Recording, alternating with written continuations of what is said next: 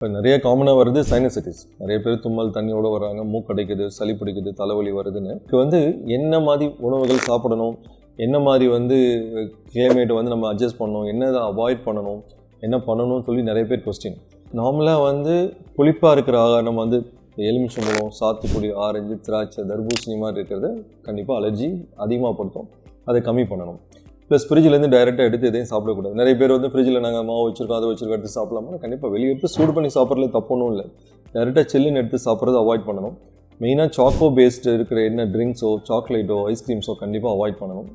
இதெல்லாம் sinus ட்ரபிளை increase பண்ணும். மூக்கில் மூக்கு எலும்பு பெண்டாகி மூக்கு அடைச்சிட்டு அதனால சைனஸ் ட்ரபிள் வந்தால் நம்ம என்ன தான் கேர்ஃபுல்லாக இருந்தாலும் அதை ஆப்ரேஷன் பண்ணாமல் ரெடி பண்ண முடியாது. அலர்ஜிங்கிறது தும்மல் தண்ணியாக ஒழுகும், மூக்கு நல்லா அடைச்சிக்கும்.